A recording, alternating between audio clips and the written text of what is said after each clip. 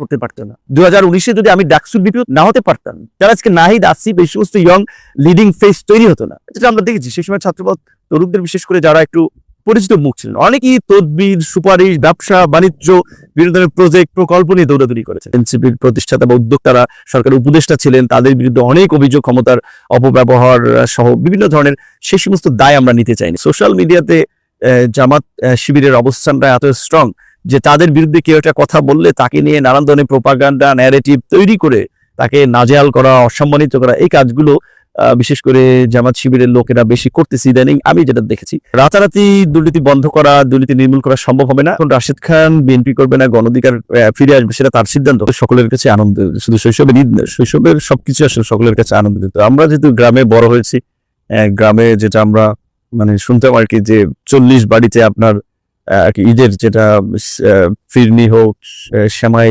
যেটাই করুক, 40 বাড়িতে খাওয়া সুন্নত।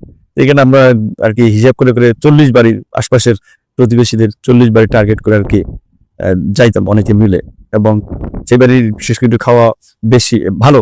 ওইখানে যারা সবাই তো যেতেও পারতেন মাঝখানে, তারা আবার ফোন দিয়ে নিতাম যে এইখানে কিন্তু খাওয়ার দাওয়া একটু ভালো, শরবত বা নুডলস টুডলস অনেক কিছু। আর ছোটবেলার রীতি তো বিশেষ করে সবার কাছে ছোট হিসেবে সালামি পাওয়া যায়, আত্মীয় স্বজন অনেকের কাছে নতুন পোশাক পাওয়া যায়, সকালবেলা ভাই বোনের একসাথে গোসল করে তারপরে একটু সবাই সাজগুজ করে ঈদের মাঠে নামাজ পড়তে যাওয়া। এখন তো আসলে ওইভাবে ওই জিনিসগুলো হয় না, বরঞ্চ এখন আমাদের অনেকে গিফট দিতে হয়। তারপরে এখন তো আমরা বড় হয়েছি, বরঞ্চ এখন আমাদের দেখা যায় ছেলে মেয়েও আছে। তো স্বাভাবিকভাবেই ছোটবেলার ঈদের চেয়ে এখন ঈদটা একটু আমাদের দায়িত্ব, দায়বদ্ধতা। যেমন আমরা ঈদ করার পাশাপাশি চিন্তা করি আমার আশপাশে যারা আত্মীয় স্বজন বা এখন একটা জনপ্রতিনিধি, সেই হিসেবে মানুষের কি অবস্থা। এখনকার ঈদে বলা চলে আমাদের কাছে যেও না, এর আর কিছু নাই, এখন দায়িত্বের এবং সকলকে আনন্দ দেওয়ার একটা পরিবেশ তৈরি করে দেওয়া। সালামি নিয়ে মজার কোনো স্মৃতি আছে কিনা ছোটবেলার? নতুন টাকা সবার কাছ থেকে সংগ্রহ করা, এবং বিশেষ করে মানে যে অনেক ক্ষেত্রে আছে তো দুষ্টামি করে আত্মীয় স্বজন আপনার মানে আর কি দিবে, কিন্তু দেখা যায় প্রথমবার দেয়নি, তো তার 2-3 বার সালাম করা।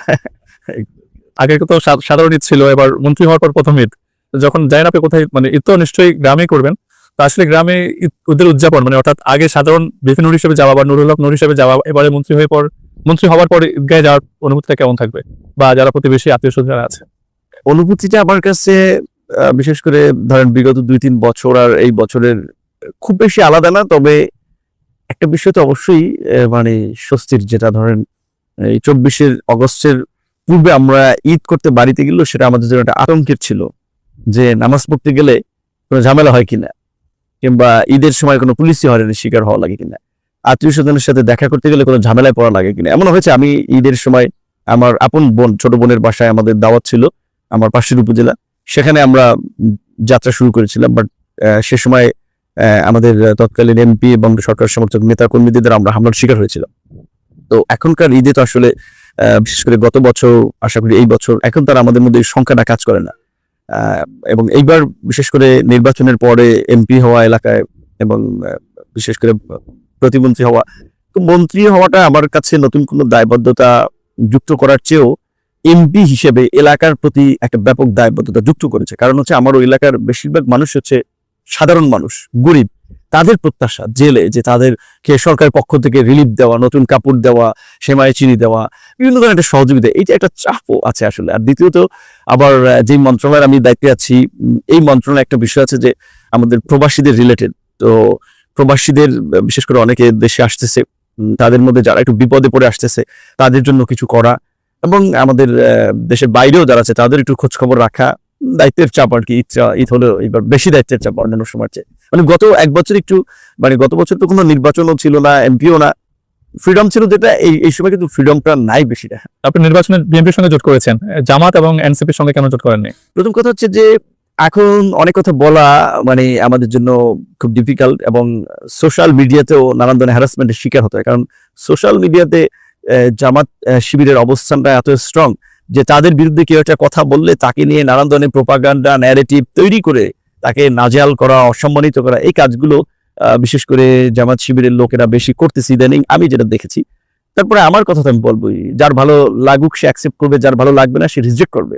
আজকে জামাত শিবির তার নামে রাজনীতি করতেছে, বিশ্ববিদ্যালয়ের ছাত্র সংসদ নির্বাচন আছে, সেটা অংশগ্রহণ করতে পেরেছে।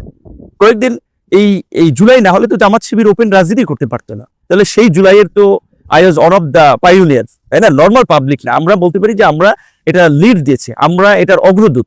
কারণ 2018 সালে যদি কোটা সংস্কার আন্দোলনের সূচনা করে হামলা মামলার পরে যদি আমরা এটা কন্টিনিউ না করতাম, 2019-এ যদি আমি ডাকসুর বিপিওতে না হতে পারতাম, তাহলে আজকে নাহিদ, আসিফ এই সমস্ত ইয়ং লিডিং ফেস তৈরি হতো না।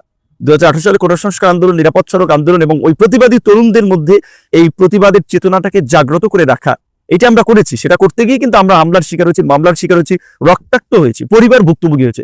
সংখ্যা খুব বেশি ছিল না, আমরা গুটি কয়েকজন ছিলাম। আমরা তো এই আজকের পরিবেশ তৈরিতে এই ভূমিকাটা রেখেছি।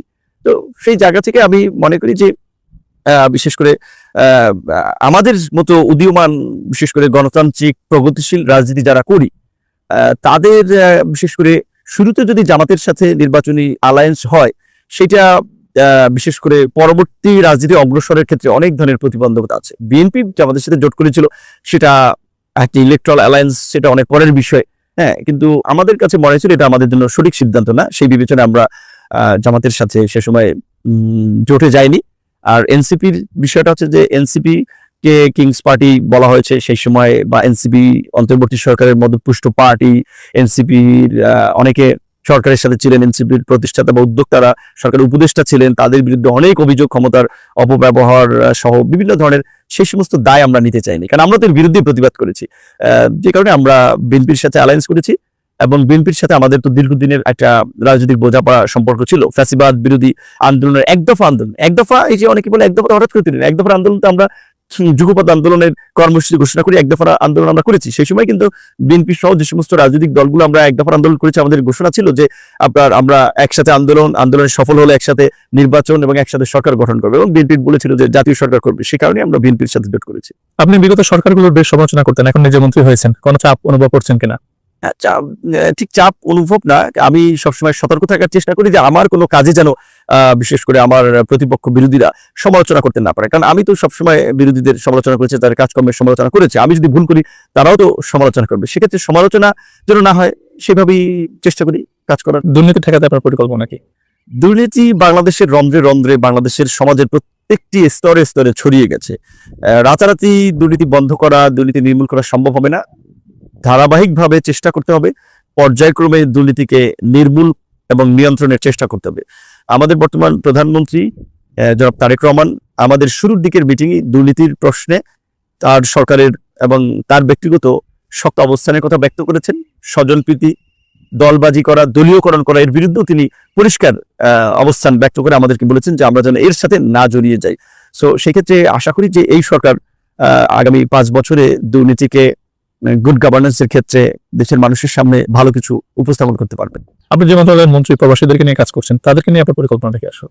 এই মন্ত্রণালয়ে কাজ করার আগেও আমি প্রবাসীদের সাথে সম্পৃক্ত ছিলাম, তাদের সুখ দুঃখে পাশে ছিলাম, দাবি দেওয়া নিয়ে কথা বলেছি। প্রবাসী অধিকার পরিষদ নামক প্রবাসীদের একটি সংগঠন, যেটি আমি প্রতিষ্ঠা করেছি, আমি তার প্রধান উপদেষ্টাও ছিলাম। প্রবাসীদের সংকটগুলো আমি জানি, কিন্তু এখন প্রবলেমটা হচ্ছে যে এই সমস্যাগুলো চাইলেই তো আসলে আমি একা পূরণ করতে পারবো না। আমার জায়গা থেকে চেষ্টা আছে, আমার এখানে একজন মন্ত্রী আছেন, প্রধানমন্ত্রীর একজন উপদেষ্টাও আমাদের এই মন্ত্রণালয়ে আছেন।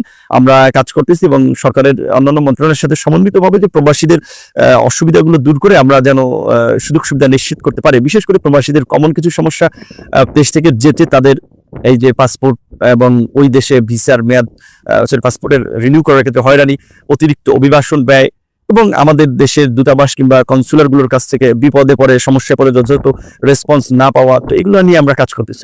গণ অধিকার পরিষদের ভবিষ্যৎ রাজনীতির আসলে কি দেখেন? যেহেতু রাশেদ খানও নির্বাচনের সময় বের হয়ে গেছেন। হ্যাঁ, রাশেদ খান বের হয়ে গেছে ঠিক সেটা না। রাশেদ খানকে আমরা নির্বাচনে জয়লাভ করার সুবিধার্থে কিংবা কৌশলের অংশ হিসেবে, যেহেতু আমরা বিএনপির সাথে নির্বাচন করছি, সেই সময় আমরা ধানের শীষে নির্বাচন করার পরামর্শ দিয়েছি। এখন রাশেদ খান বিএনপি করবে না গণ অধিকার ফিরে আসবে, সেটা তার সিদ্ধান্ত, কারণ তার রুটটা তো এখানে, তার সার্কেলটা তো এইখানে, তিনি গণ অধিকারেও কাজ করতে পারেন। আর এখন গণ অধিকার পরিষদ রাজনৈতিকভাবে, সাংগঠনিকভাবে নিজেদেরকে গুছিয়ে নেওয়ার চেষ্টা করছে। প্রকৃত অর্থে বললে যে ফাঁসিবাদের সময়টাতে তো আমরা প্রতিকূল সময় পার করেছি, এমনকি গত 1 বছরের অন্তর্বর্তীকালীন সরকারের সময় গণ অধিকার পরিষদের সবচেয়ে বৈষম্যের শিকার হয়েছে। কারণ সরকার তো তাদের পার্টি, তাদের সমর্থিত পার্টি এনসিপি কে প্রমোট করার জন্য প্রশাসনকে অফিসিয়ালি নির্দেশনা দিয়েছিল, যার ফলে আমরা আসলে এক সাইটে পড়ে রয়েছিলাম। সরকারের বিভিন্ন মিটিং সিটিং, এমনকি দেখেছেন সরকার 3টা দলকে তারা গুরুত্ব দিয়েছিল বা প্রাতিষ্ঠানিক স্বীকৃতির মতো।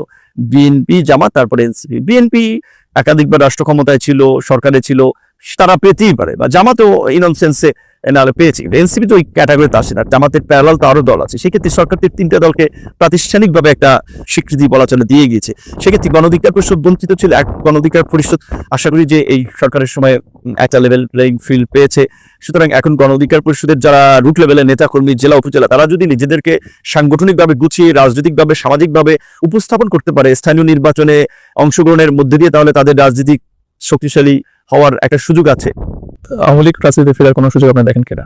আওয়ামী লীগ তো নিষিদ্ধ, এটা তো একটা রাজনৈতিক সিদ্ধান্ত। সুতরাং এখন পর্যন্ত তো আওয়ামী লীগের রাজনীতিতে সুযোগ নাই, আর আমার মনে হয় যে ভবিষ্যতেও পাবে না। অনেকে মনে করেন জুলাই যোদ্ধাদের সাথে অবিচার করা হয়েছে, আপনি কি তাই মনে করেন?